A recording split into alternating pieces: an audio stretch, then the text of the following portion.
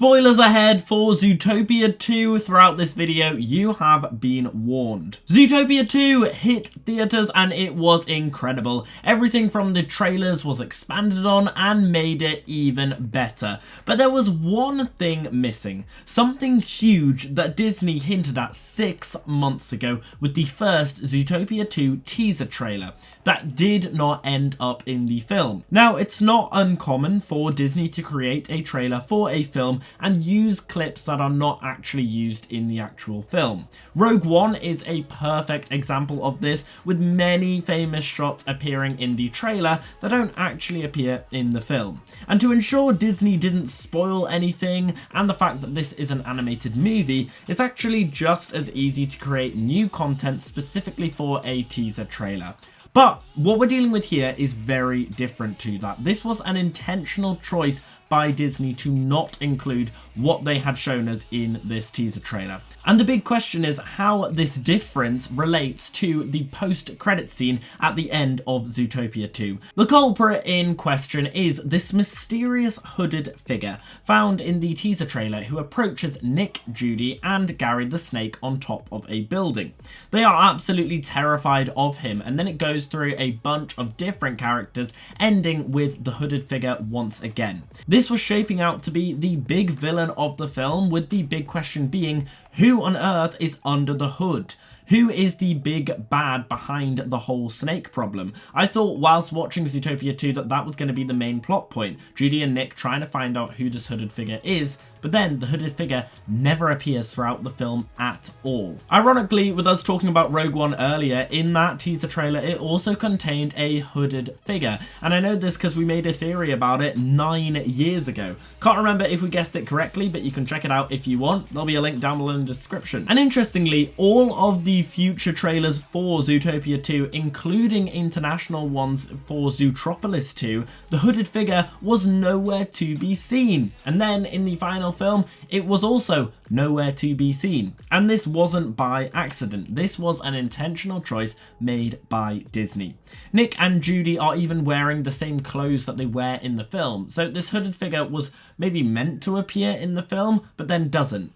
Why not? Now, some might be saying, hold on, maybe it is just a reference to the actual villains of the film being the Linksley family, the fact that there's a plot twist villain. Maybe this teaser trailer was just meant to show the Linksley family are meant to be underneath that hooded figure. The Linksley family are, of course, a family of cats whose ancestors stole the true identity of Zootopia, being a place where all animals can live together in harmony by outcasting any and all reptiles from the city. The Linksley family, unlike Mayor Bellwether in the first film, are seen as villains from the get-go. From the moment Judy first meets Gary, they instantly try destroying the book and killing Judy and Nick. So these characters aren't a surprise that they are the villain. They are instantly seen as the villain from the beginning of the film, so therefore they can't be the ones underneath this hood. And now you might be saying, well, what about their son, Paurbert? He does end up becoming a twist villain when he decides to try and kill Judy and Nick and destroy the reptiles for good. But in the same teaser trailer, it goes through all of the big characters of the film, and it does so very quickly, but if we slow it down, you will be able to see Paurbert actually appears in this trailer, and then later a separate shot of the hooded figure appears.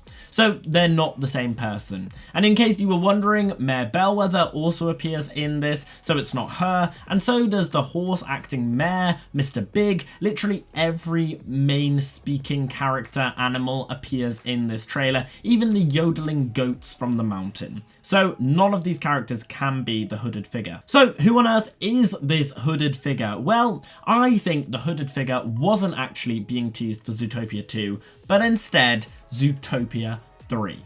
And for this, we need to look at the post-credits scene. If you stayed all the way to the end of the credits, you will see Disney leaked what is going to be coming in Zootopia 3. Now, Zootopia 3 isn't actually confirmed yet, but this post-credits scene very much suggests that it will be confirmed by Disney soon, and the box office numbers for this film definitely suggest a third film will be coming. Now, in this post-credits scene, Judy puts down the carrot recording pen on the windowsill of her apartment. She plays out Nick's new line that has been recorded and leaves the room getting annoyed at her neighbours. and what so happens to fall down onto the windowsill none other than a feather, suggesting that Zootopia 3 will be looking at birds. The first Zootopia dealt with mammals, the second dealt with reptiles, and the third will take to the skies and deal with birds. But the big question is, how does birds relate to this hooded figure? Well, let's think about what the plot of Zootopia 3 could be. Each film is very distinct, but follows a very similar theme. They all deal with the differences between races and species. Now, throughout every film, there is this underlying theme of addressing racism and immigrants and colonization. The first film looked at the difference between prey and predator, suggesting that predators are bad simply because they are predators, and you should keep away from them. Isolating the group, meaning predators lost their jobs and their way of life, and they were treated differently, locked in cages, all simply because of their biology, something that they couldn't change. And it also explored the idea that certain species can never live up to other species, such as bunnies could never be cops and foxes could never be truthful. Zootopia 2 sort of expands this outwards, looking at colonization and the destruction and outcasts of those who are already living in a place. Now, the entire reason why Gary the Snake goes to the effort of infiltrating Zootopia is to restore the true history of the city that was erased due to the racist remarks that reptiles are bad, and how the Linksley family buried any trace of reptiles from the city and pushed them all out. It's why reptiles have to live in hiding in the city, like the underground bars that we see. It's why all the mammals seem to hate reptiles, even though the snakes were the ones who actually founded Zootopia in the first place. So I reckon Zootopia 3 will run along similar lines. The problem is they've already done the idea that reptiles were removed from the city, so they can't really go along with the line of erasing history and forcing natives out of their home again. The idea that birds already existed in Zootopia and then were kicked out, they've already done it. I don't think they're going to be doing that again.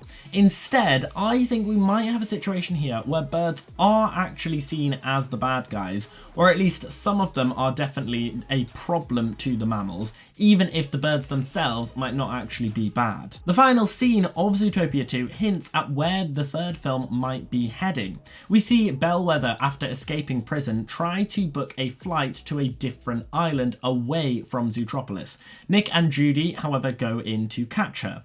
It makes me think that birds do exist, but are outsiders from the mammals and the reptiles. After all, why would they need to know about birds when they can't access the sky? What if birds live on a different island and have never came into contact with land animals before, but something bad has happened to their place on Earth that they have to then migrate over, like how birds do migrate every season, and they decide to migrate to the city of Zootropolis? That would explain why Judy suddenly has a feather dropping on her windowsill when we've never seen any trace of birds previously anywhere, not in the city, not in the biomes, and not out in the countryside. And so the aspects and themes of racism and colonization is now going to be looking at the themes of migration and refugees, or it could look at it from the other perspective and look at invasion or war. What happens when a new species that has an advantage of being able to fly comes into the land of Zootopia? Is it seen as an invasion, or is it seen as a need for help? So, with all of this explained, let's go back to our hooded figure. The hooded figure who isn't showing any face or body. We don't know if it is a mammal or a reptile. It just sort of floats in the air. Could this actually be a bird? A bird who is going to try and fight Judy, Nick and Gary in the third film. This new creature who Zootopia's mammals and reptiles have never seen before, they don't know that an animal like this could even exist, suddenly then appears, and Nick and Judy are sent out to find them with the help of Gary's knowledge of Zootopia's history. Let's also not underestimate the scale of this hooded creature. It towers over Judy and Nick and Gary. How does it do that? Well, it could be a tall bird like an ostrich, Or is it a menacing bird and he's using the fact that it can fly in order to appear more scary and more overpowering, like an eagle under a hood? What do you guys think about this? Do you reckon that the birds could potentially be what is under this hooded figure? And do you have any idea as to why the hooded figure did not appear in Zootopia 2? Let me know all your thoughts down below in the comments. But guys, that's the end of this video. I hope you have enjoyed it. If you have, make sure that you smash that like button down below and subscribe to the channel if you haven't already. And as always, we've been here on Gate of Theories. Thanks for watching, and I'll see you guys later. Something about you feels so different. Yeah, you mess me up inside.